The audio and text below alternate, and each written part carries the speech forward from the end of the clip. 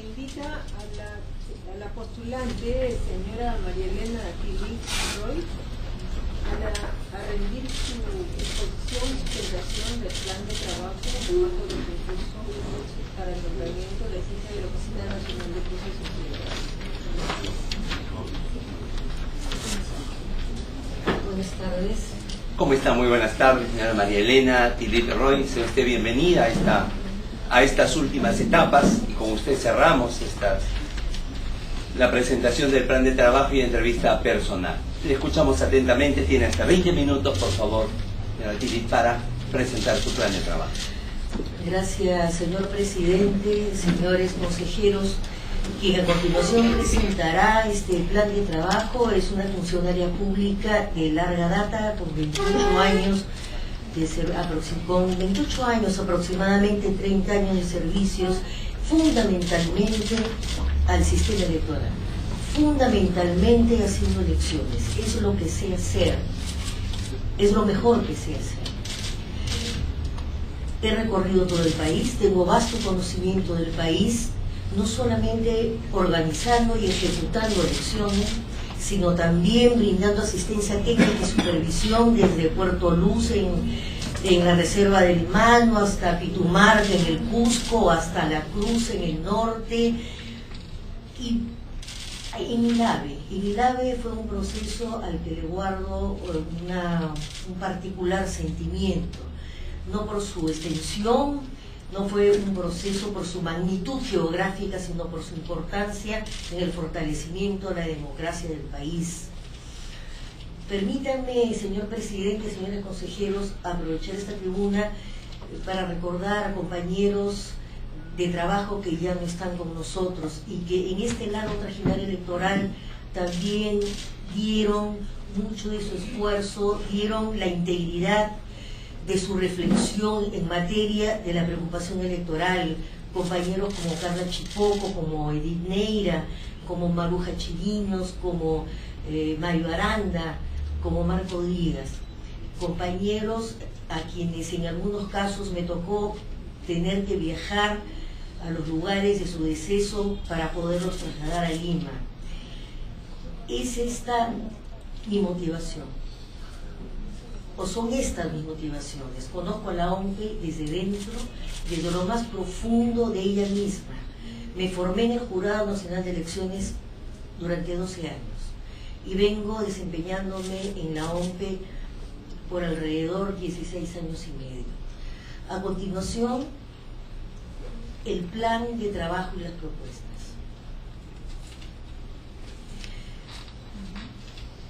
El 2021, el país estará conmemorando 200 años de vida republicana. Y un año antes, el 2020, la OMPE, 27 años de vida constitucional. Es importante remarcarlo en la medida en que ubicamos a la institución en la dinámica societal.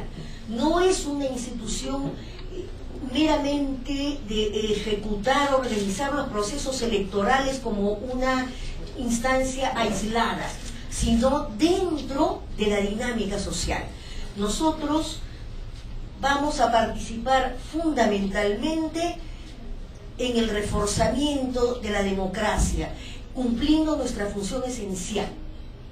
Y les pido, señor presidente, señores consejeros, siempre recordar en el transcurso, al menos de la exposición de quien les habla, cuál es nuestra función esencial, porque es la columna vertebral la que marca el desarrollo y el desempeño de la institución, de los compañeros que como trabajo en equipo venimos desarrollando elecciones. La función esencial es obtener la fiel y libre expresión popular, la voluntad popular expresada en las ánforas, en los procesos electorales. ¿A través de qué? La OMPE se sostiene básicamente sobre 3 pilares: autonomía, imparcialidad y garantía. Autonomía, ¿por qué? Por mandato de la Constitución somos autónomos en relación a otros poderes del Estado, porque somos imparciales en la medida en que al trabajar con los ciudadanos, al servir a los ciudadanos, lo hacemos de manera igualitaria. A todos los tratamos por igual. Y garantía, ¿por qué? Porque somos garantes de la legitimidad de las autoridades elegidas. Esto es fundamental. Entonces brindamos un servicio a actores electorales. ¿Y quiénes son fundamentalmente estos actores electorales? La ciudadanía, en primer lugar, las organizaciones políticas y los candidatos.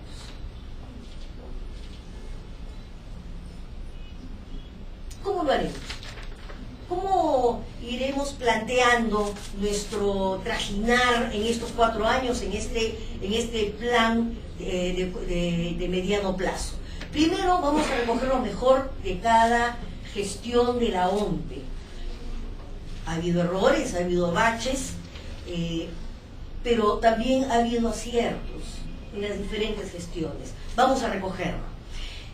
¿Cómo se expresará esto? Por ejemplo, muy rápidamente continuaremos con la mejora continua de procedimientos, aplicaremos la tecnología, lo mejor de la tecnología en el día de las elecciones, continuaremos la modernización institucional y extenderemos nuestros servicios fundamentalmente a poblaciones altamente vulnerables. Ya ha sido una conducta institucional desde la gestión del doctor Tuesta con la doctora Chu, pero en la última gestión en algunos grupos no fueron considerados.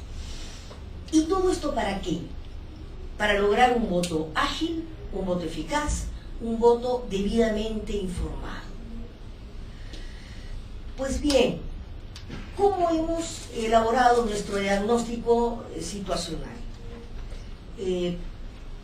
Nuestra plataforma estratégica han sido herramientas como el PESTE y como la MOFI, lo que nos ha llevado a identificar oportunidades, amenazas, fortalezas y entrar de lleno al FODA, porque el FODA nos ofrece cuál es la posición de la OMPE en cuanto a los factores que están impactando a la institución, tanto factores externos como factores internos. ¿Y a qué tenderemos entonces? Lógicamente a eliminar nuestras amenazas y aprovechar nuestras oportunidades.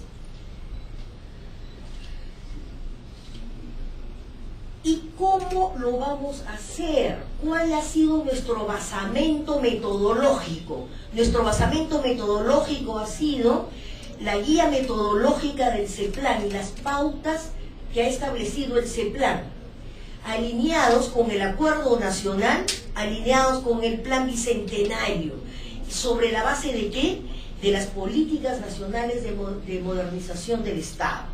Así, por ejemplo, nos adscribimos al objetivo 1 y cuarto del Acuerdo Nacional en cuanto al fortalecimiento del régimen democrático, de contribuir a la democratización de la vida política y fortalecer el sistema de partidos, contribuir a la afirmación de un Estado eficiente y a promover la ética y sobre todo a erradicar la corrupción allí donde nos compete hacerlo.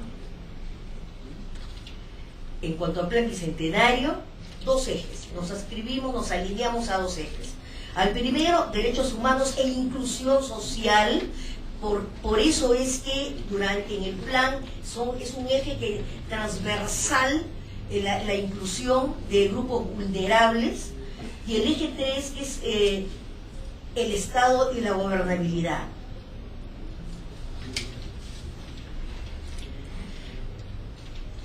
Así las cosas, entonces, nuestra cadena de valor que implica 2 insumos: las políticas nacionales, la normativa electoral, inclusive tal cual está ahora.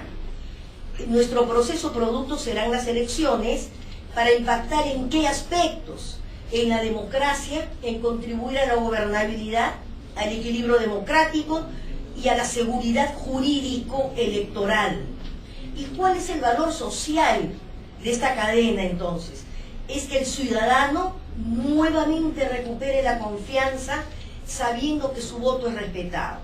que la organización política sepa que es un proceso transparente en el que ha participado y se le ha tratado en igualdad de condiciones. Y el candidato sepa que su voto ha sido respetado también. Este diagnóstico nos lleva a identificar 5 macroproblemas fundamentales. Porque luego de estos macroproblemas hemos ido a la identificación de nuestros objetivos estratégicos generales, de los cuales 4 de ellos, los 4 primeros, guardan relación con la razón de ser de la institución, y el quinto con la política de modernización del Estado.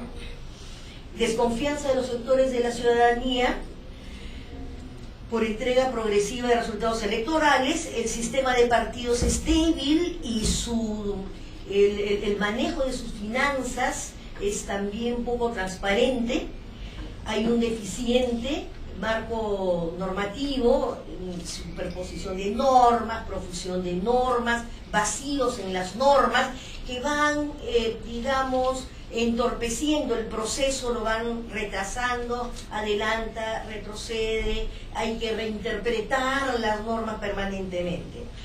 Y creciente indiferencia ciudadana en relación a la democracia. La democracia no es para sectores de la ciudadanía una forma de vida, no es un bien preciado cotidiano, no lo es.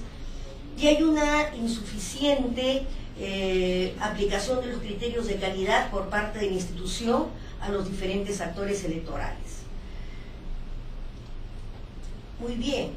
Y entonces, ¿cuál es la posición de la institución ante estos problemas? Como fortalezas tenemos que el personal permanente de la institución está fortalecido en el trabajo permanente, ejecutando y organizando procesos electorales. Tenemos una suite electoral o programa de resultados electorales que garantiza la limpieza de los resultados, y presencia institucional a nivel nacional, si bien aún es pobre, pero es importante. ¿Por qué? Porque permite el vínculo de la institución cara a cara con el ciudadano y con otros actores electorales. El Plan Bicentenario favorece el afianzamiento de la democracia, es un objetivo fundamental. La disponibilidad de nuevas tecnologías son oportunidades que se nos presentan.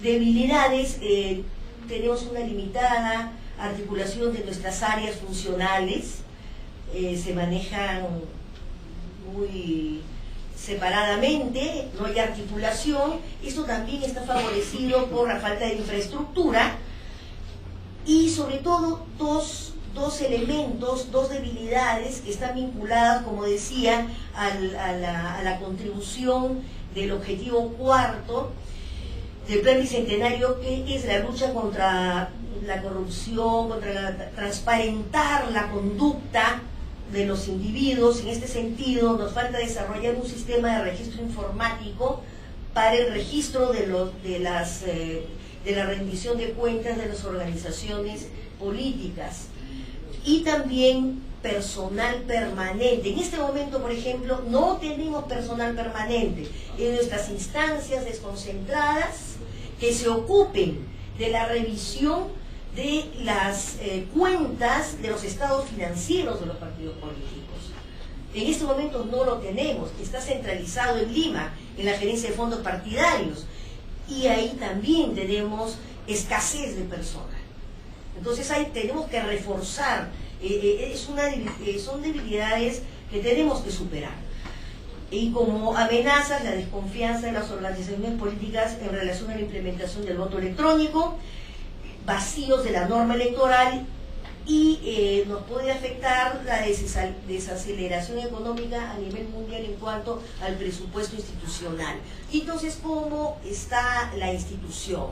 Ha desaprovechado sus oportunidades, tiene una débil respuesta ante las amenazas, débil gestión para resolver los problemas internos de la institución, y por ello, de acuerdo al FODA matemático, nos ubica en el cuadrante quinto por debajo del promedio, que es el de 2.50. pero debemos entonces tratar de acceder a través de este plan a un desempeño superior, que son los cuadrantes 1 y 2. ¿Cuál es entonces el plan estratégico? Luego de este diagnóstico situacional, ¿qué es lo que planteamos? Una organización confiable en la gestión de procesos, que sean procesos de excelencia y que optimicemos permanentemente nuestros recursos. Como misión, garantizar el pleno ejercicio democrático de los ciudadanos, que no genere desconfianza. Conducentes a qué, les decía al inicio, recordemos nuestra función esencial, obtener la firme y espontánea voluntad popular. Valores, la legalidad. Nos sustentamos en el estricto cumplimiento de la normativa, somos imparciales. ¿Por qué? Porque a todos los actores electorales nos tratamos por igual, somos íntegros en congruencia con los objetivos societales y nos manejaremos con criterios de eficiencia y eficacia para el logro de los objetivos a través de la utilización óptima de nuestros recursos. Estos objetivos estratégicos generales están articulados a estos macroproblemas ya mencionados, a estos 5 macroproblemas. El primer objetivo estratégico general es conseguir obtener resultados electorales que reflejen la fiel voluntad popular. Para ello debemos inaugurar o retomar la política de puertas abiertas a la ciudadanía, a los actores electorales. Está muy apartada, está muy cerrada, de tal manera que podamos difundir todas las etapas del proceso electoral. Como segundo objetivo estratégico general, planteamos contribuir al fortalecimiento de las organizaciones políticas y a la gestión financiera transparente y auditable de los partidos políticos, fortaleciendo la transparencia de sus finanzas y así como también exigimos a través del Código Electoral acciones coactivas que nos permitan hacer que paguen, que las sanciones sean recaudadas, porque no es posible ahora, no lo es. También generamos incentivos a aquellas organizaciones que cumplen oportunamente con la entrega de sus cuentas, de sus estados financieros. El tercer objetivo estratégico general, contribuir a mejorar el marco normativo. Hay un código electoral que se encuentra en este momento en el Congreso, en el grupo de trabajo de la reforma electoral, pero no será todo, no será pues lo único. Permanentemente podemos, si no permanentemente, sí ir replanteando, ir mejorando esta herramienta, que es finalmente la que te va a dar transparencia al proceso electoral y va a otorgar fortalecimiento a la gobernabilidad del país. Nuestro cuarto objetivo estratégico es promover valores democráticos para fortalecer la cultura de la ciudadanía ante esta desconfianza. Debemos recordar que hay un concepto que se denomina democracia ciudadana también. Tenemos que promover programas de sensibilización en todos los niveles, asegurando el derecho al sufragio y ampliando los espacios de difusión, pero no solamente en Lima, sino también en provincias. Y nuestro quinto y último objetivo estratégico general está vinculado a elevar la satisfacción de los servicios que nosotros brindamos. ¿Cómo? Necesariamente tenemos que comprar un local. Es definitivo, lo hemos planteado para el tercer año de la gestión, si es que resultara quien habla seleccionada. Optimizar la prestación de servicios desconcentrados y fortalecer las capacidades técnicas y habilidades de los trabajadores. ¿Y cómo lo vamos a hacer? Nuestras sugerencias aportativas están vinculadas tanto a los objetivos estratégicos generales como también a los objetivos estratégicos específicos que ya identificamos y que no son otra cosa que las acciones estratégicas del plan bicentenario. Inclusión. Propiciar el voto en los centros penitenciarios y acercarnos a las poblaciones vulnerables. Reorientar el voto domiciliario. En Lima, aproximadamente, hay entre 800.000 y 1 millón de ciudadanos que no han actualizado su dirección. Entonces es conveniente para poder mantener estas facilidades, mejorar este servicio al ciudadano el día de la jornada electoral y aplicar gradual y progresivamente a la elección la tecnología de punta, incrementar el impacto de las asistencias técnicas a las organizaciones políticas, generando también mecanismos transparentes para controlar el financiamiento de estas instituciones a través de un soporte técnico permanente.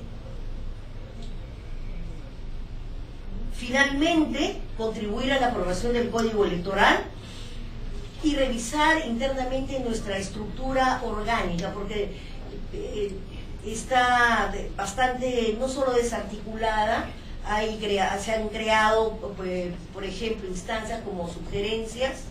Hay 11 sugerencias de confianza nuevas que habría que replantearlas y otros cargos también, y buscar el fortalecimiento de la gerencia general como una instancia sólida que impulse y dinamice el proceso electoral. Gracias. Muchas gracias a usted, doctora Tilly, lo hemos escuchado atentamente. Vamos a iniciar las preguntas siempre sobre el plan de trabajo que usted acaba de exponer. Dejo en el uso de la palabra al señor vicepresidente, el doctor Orlando Velázquez Benítez. Socióloga Marielena Tilly Roy, usted ha sido convocada en este momento para poner el plan de trabajo. El plan de trabajo tiene una fecha de inicio, una fecha fin. Es, como ahí se aparece, desde marzo en todo caso, sería 2017, está poniendo hasta marzo 2020. Hasta el 2020. Si está equivocado, entonces su plan de trabajo es para 3 años. No, es para 4 años. No, mire bien, ubíquese bien. Es a mediano plazo, es un plan estratégico. El plan de trabajo es concreto por un periodo determinado. Su plan de trabajo es hasta marzo de 2021, no del 2020. Hay una equivocación. Ha habido un error. Sí, un error porque parecía no de 3 años, no 4 años, eso es lo importante. En segundo lugar, hay usted al parecer poco se ha dejado vencer por esa militancia en el centro de labores, así como lo digo con mucha insistencia, orgullo de que usted ha vivido procesos electorales, se ha dedicado a eso, también ha vencido un poco ese trabajo, esa identidad, porque al parecer hemos estado escuchando la explicación, la exposición del plan estratégico de la OMPE antes que el plan de trabajo de la socióloga. Entonces, ahí eso parece que no logró, y de ahí que cuando usted tiene el punto de partida, las metodologías de ese plan, de la metodología a la institución y no a la persona, no a quien dirige. Cuando usted habla del acuerdo nacional es a la institución y no a la persona. Entonces, allá esa parte de repente me explico por esa vehemencia de esa identidad, pero está confundiendo. Una cosa es plan estratégico de la institución, otra es plan de trabajo que reclamamos para usted que va a cumplir. ¿Qué me puede decir al respecto? Señor consejero, el plan de trabajo ha sido pensado para la institución y necesariamente... No cabe duda. Sí, ha sido pensado para la institución, pero además se ha tenido que ceñir a planteamientos ya previamente establecidos en la búsqueda de una sociedad a partir del acuerdo nacional más justa y de servicio finalmente al ciudadano. Y la OMPE tiene que contribuir a esto. Doctora, no cabe duda. La OMPE no está desarraigada, no se encuentra desarraigada, sino dentro de... No, estamos de acuerdo.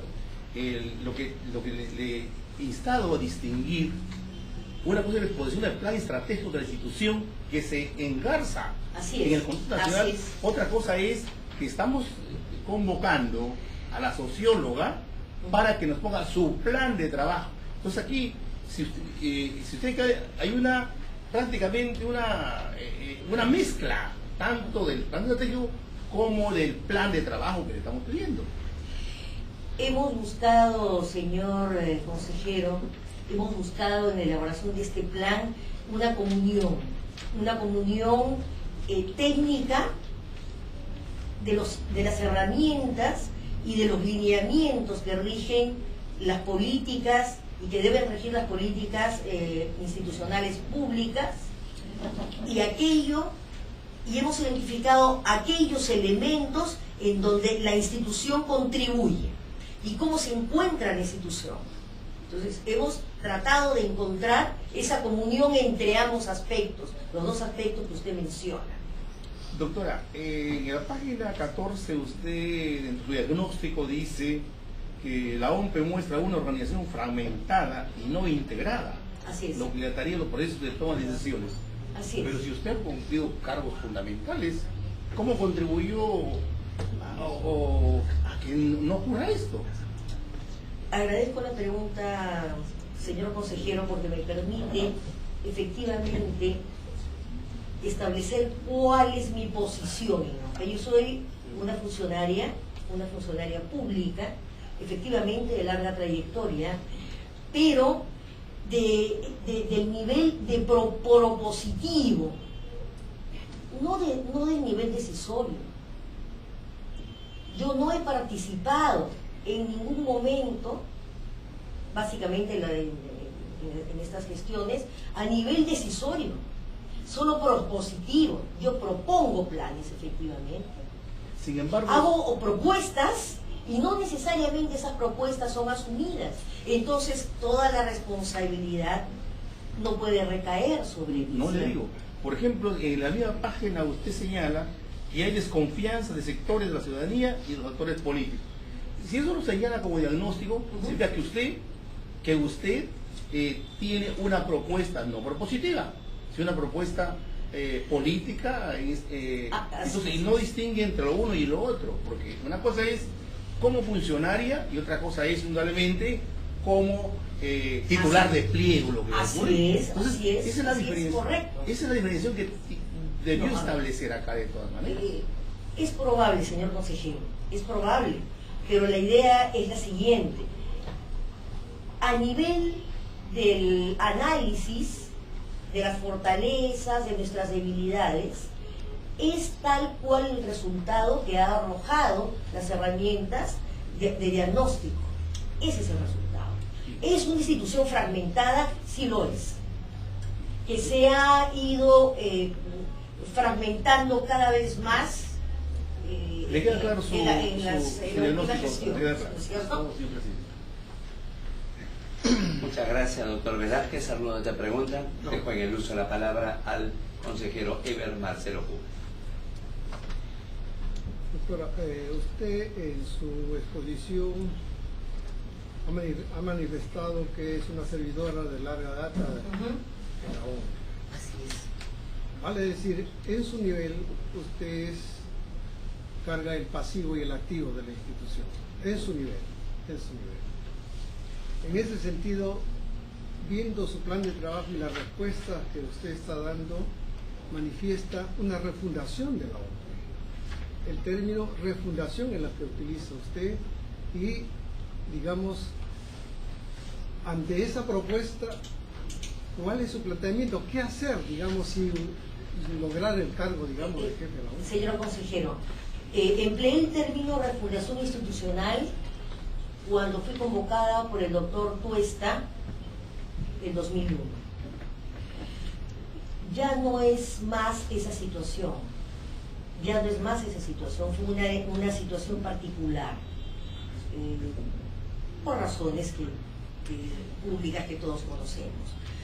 No es el caso ahora de refundar la institución, es el caso que sí debemos aplicar un proceso de recuperación de aquello que debemos recuperar y de reformular aquello que debemos reformular. Es decir, en diferentes momentos, quien les habla efectivamente ha hecho propuestas y ha opinado, he brindado opiniones técnicas, pero los niveles decisorios de la alta dirección no fueron tomados en cuenta. ¿Concluyó?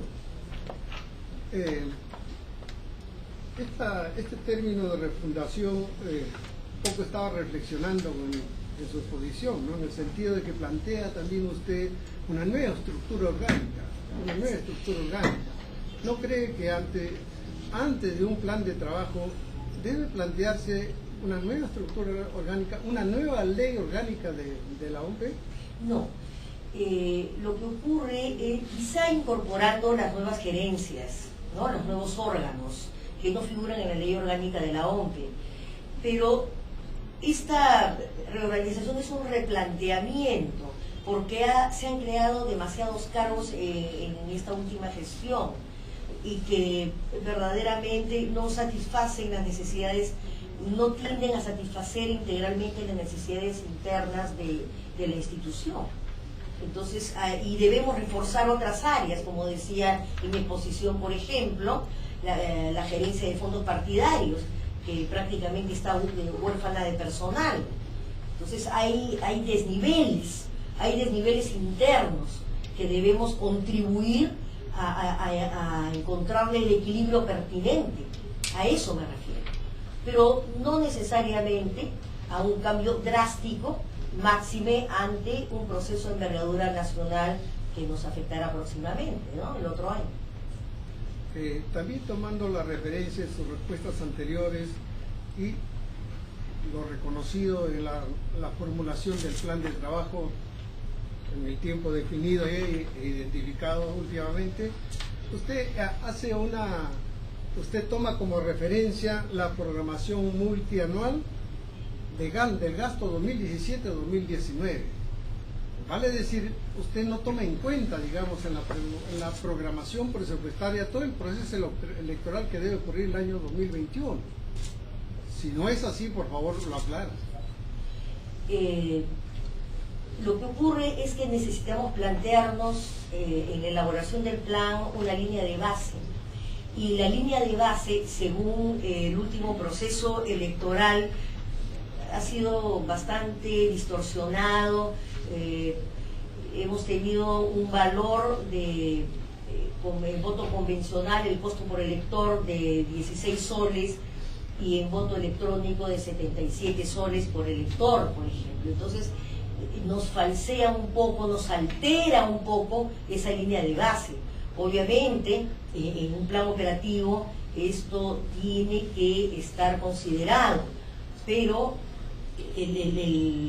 la línea de base no ha sido clara en la última gestión. En su plan de trabajo, digamos, también se señala un costo por elector, ¿no? Así es. ¿Cuál es el 16, dice, no? 16 o 20. En este último proceso de las generales, no, la propuesta que usted hace, ¿16 o 20?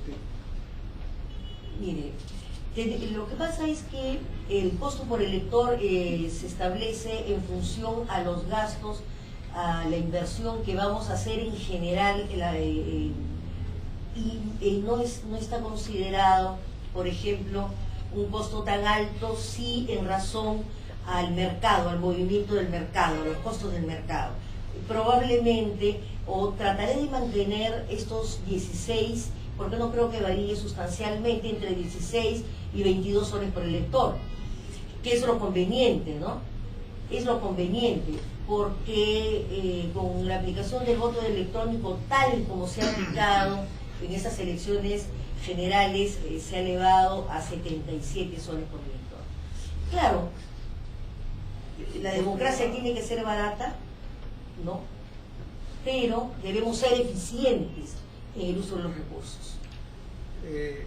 Señora postulante, usted dentro de su plan de trabajo también considera, en otros términos, pero la inclusión electoral de poblaciones vulnerables, pero no las identifica. ¿Podría precisarla, por Centros favor? penitenciarios, por un lado, poblaciones marginadas, sobre todo de la selva, hacer mayor hincapié en las poblaciones, en las etnias de la selva, seguir trabajando con mujeres, porque ya fueron programas que aprobamos y que veníamos trabajando ya desde la gestión del doctor Tuesta. Luego trabajar con niños y jóvenes, inaugurando una propuesta en la búsqueda precisamente del fortalecimiento de la conciencia ciudadana, no solamente a nivel del elector, sino a nivel del que va a ser elector. Entonces, está formando y creando una serie bibliográfica dirigida a niños y dirigida a jóvenes. Iniciaremos con una este año y luego 2 series por cada año. Esa es la forma de trabajar que estamos planteando. Muy bien, doctora. En cuanto, digamos, al control, digamos, al control del financiamiento de los partidos políticos, ¿qué está usted proponiendo? Fundamentalmente, el Código Electoral, la reforma electoral se viene aprobando, digamos, por partes, ¿no? Entonces, un aspecto que debería ser de urgencia aprobado es la capacidad coactiva de la institución para el cobro de las sanciones pecuniarias a los partidos. En este momento, por ejemplo, son 5 partidos producto de que han sido sancionados, organizaciones políticas que han sido sancionadas del proceso último de elecciones generales. 2 de ellas están en apelación en el Jurado Nacional de Elecciones respecto de las sanciones que nosotros hemos impuesto. Una de ellas implica una sanción pecuniaria que bordea los 11 millones de soles, por ejemplo, ¿no? Entonces necesitaríamos, primero, que aprueben esta capacidad coactiva.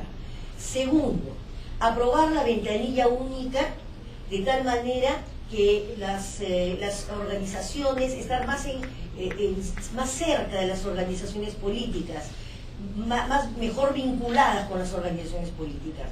Luego reducir, si se quiere, la nomenclatura. Ahora las organizaciones políticas existen hasta el nivel local, provincial, local, regional y de alcance nacional, los partidos políticos. Es decir, para evitar esta fragmentación, solamente llegar al nivel de organización de alcance nacional y de alcance regional. Por otro lado, y es sumamente importante, es el establecimiento, la formación, la creación de un sistema informatizado de registro de la información financiera de los partidos. ¿Por qué? Porque en este momento se trabaja a nivel de formatos, y estos formatos pueden ser cambiados por los partidos políticos, ¿no es cierto?, y omitir información. Entonces, pero este registro no va a resolver solamente la eliminación de los formatos, sino también debe tener valor legal, debe tener fuerza legal.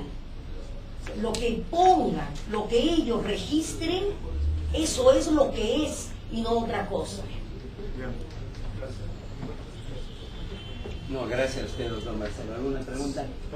Tiene el uso de la palabra la doctora Aragón. Hola, Filipe, mucho gusto. Dígame, usted habla de una fragmentación administrativa dentro del hombre. ¿Nos puede describir de qué se trata esta fragmentación? ¿En qué medida esta fragmentación ha ido afectando la buena marcha? ¿Y qué soluciones propone usted para poder contrarrestar este problema? Sí, señora consejera, muchísimas gracias.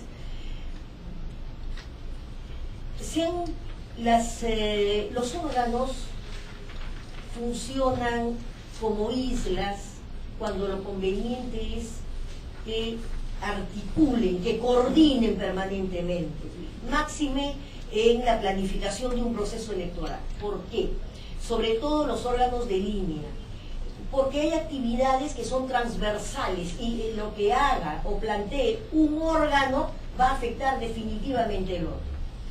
En la gerencia en la que me desempeño, ejecutamos el proceso electoral. Lo planificamos a nivel descentralizado, a nivel de las oficinas descentralizadas, que son instancias temporales, pero son como pequeñas sombras que son las que ejecutan el proceso y entregan resultados a nivel de sus centros de cómputo. Entonces, lo que, por ejemplo, la gerencia de capacitación decida en relación a su cronograma de capacitación de este personal, es importante que nosotros lo conozcamos muy de cerca, como la gerencia de gestión electoral, que es la que desplaza y repliega el material electoral hasta estas sedes temporales. Entonces, cada una de las gerencias elabora su propio cronograma. Hay algún nivel de coordinación elemental, pero este va cambiando. Nada de esos cambios lo conocen las otras gerencias. Y entonces, ¿cómo podemos contratar o elaborar nuestro cronograma de contratación de personal en las ODP de determinados grupos ocupacionales cuando no sabemos cuándo se van a capacitar? ¿Esto a qué nos lleva?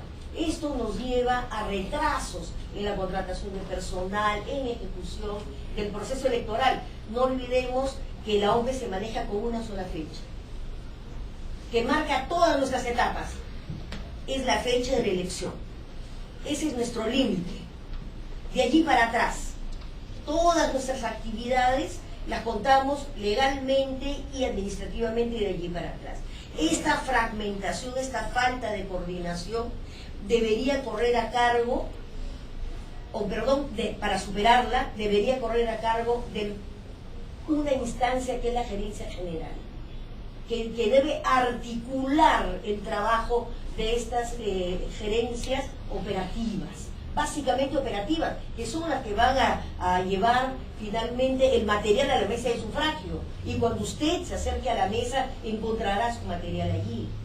Entonces, esto nos lleva a permanentes retrasos. Para el proceso, por ejemplo, de elecciones del 2014, de las municipales y regionales, se emitieron 12 fichas técnicas del proceso. Inaudito. Y para las generales se emitieron 14 fichas técnicas. Y la ficha técnica no es otra cosa que para nosotros una herramienta de planificación, porque nos implica la población que vamos a atender, los locales de votación que tenemos que identificar, implica las mesas de sufragio hasta el nivel de centros poblados, implica esa distribución. Y si permanentemente nos cambian la información permanentemente, porque afecta pues la toma de decisión. Entonces, estamos de que realmente a eso se refiere esta fragmentación institucional. Bueno, dígame, ahí en este problema de fragmentación también podríamos ubicar una suerte de duplicidad de tareas que podrían evitarse si se hiciera una adecuada planificación y una adecuada integración de los organismos. Claro, duplicidad de tareas es un término, pero también es un término un poco, digamos, duro, pero es apropiación de las funciones de otro órgano, ¿no? Apropiarse de las funciones de otro órgano, con el desconocimiento del original, ¿no? Del titular de la función. Gracias. Dígame, en referencia a la plataforma informática, ¿cuáles son sus planteamientos? Nosotros trabajamos básicamente con dos servidores, con uno de contingencia. Es conveniente que así sea. En un proceso electoral instalamos centros de cómputo a nivel de cada oficina centralizada, la cual varía de acuerdo al proceso electoral. No sigas. Sí. De acuerdo al proceso electoral, y en donde lo fundamental es la seguridad, doctora. En donde lo fundamental es la seguridad. He escuchado mucho en esta sala las propuestas de implementar el voto electrónico, me parece saludable. Pero el primer atributo en el que debemos pensar es en la seguridad. Que sea seguro, no solo rápido, sino seguro. Como ciudadano yo creo, el ciudadano es lo que demanda, que mi voto vaya al candidato por el cual yo elegí. Seguridad, eso es fundamental, que no haya duda. En el último proceso ha habido, probablemente por el optimismo, exceso de optimismo, ¿no es cierto? La toma de decisiones ha sido, probablemente cambiaba, en fin, esto es potestativo de la alta dirección, pero llevó a un panorama que ya conocemos. Y entonces aquello que debió constituirse en una fortaleza para la institución, mediante ese servicio al ciudadano, mira, estoy pensando en ti de esta manera, en menor tiempo vas a votar, revirtió en sentido contrario. Pero todo lo podemos perfeccionar, todo lo podemos recoger y podemos perfeccionar. Recuperar, por ejemplo, el que la plataforma informática, los programas informáticos que desarrollemos sean producto del trabajo de la institución interna, no a través de terceros, y que la OMPE sea propietaria de ese programa. Muy bien, ¿alguna otra pregunta? No. ¿Ninguna?